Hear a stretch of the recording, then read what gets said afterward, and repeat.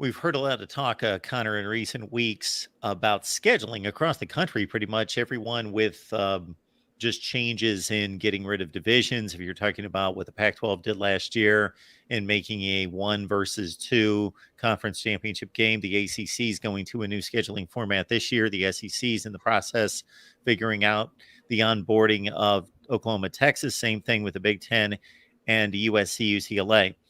So it's pretty well the mindset that the Big Ten is going to adopt a 3 permanent opponent format, split the rest of the conference, play those other teams much more frequently than you do now every other year.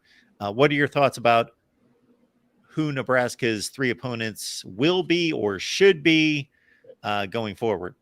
I don't know what podcast I was listening to. If it was Josh Pate, Cover 3, I don't know. I was listening to a podcast where they said they're not sure what the Big Ten is going to do yet.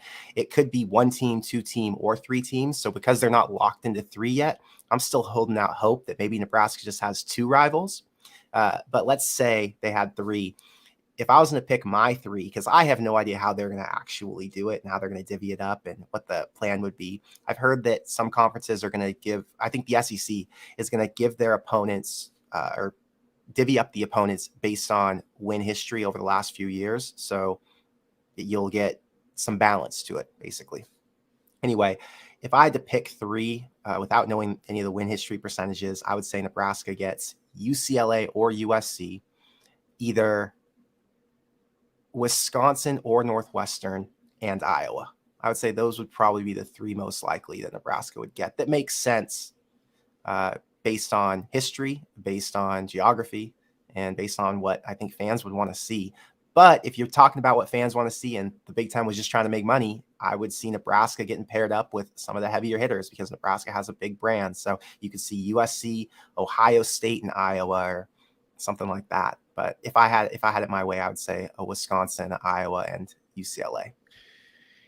Yeah, it's an interesting call for any conference because on one hand, they want to maximize the TV dollars. So they're going to put their best brands against each other. So just add it up in the Big Ten. A lot of Ohio State, Nebraska, USC, Penn State, Michigan, a lot of those teams playing on a regular basis. However, they want to also protect their best brands toward getting to the playoff. Well, the playoffs expanded, so it leaves a little bit more leeway toward 2 lost teams making the playoffs, and maybe at some point 3 lost teams, depending on how these conferences are viewed by the playoff committee.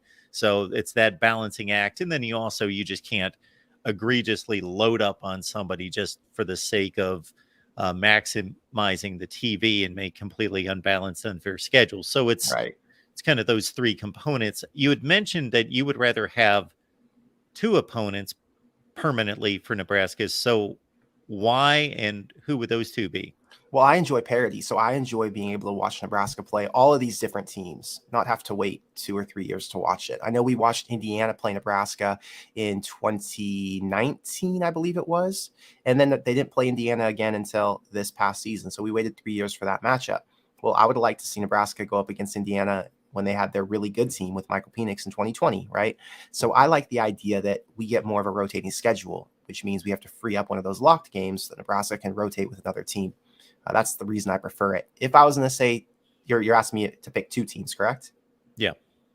It sounded like you wanted a 2-team rotation. I'm biased because I grew up in LA, right? So I'm biased to wanting to watch Nebraska play against USC and UCLA just because it's close to home and it's fun for me. So my bias says I'd prefer Nebraska to play UCLA over USC since I think USC is turning into a powerhouse and I don't want to have to deal with that every single season. Although that would be a really fun matchup to watch if Nebraska can get back to being Nebraska. The second team, I would probably prefer Iowa. I think that we do need to protect these rivalries at least a little bit.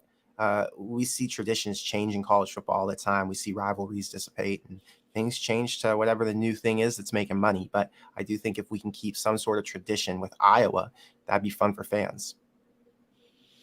Connor Hayden, Corn Crazed.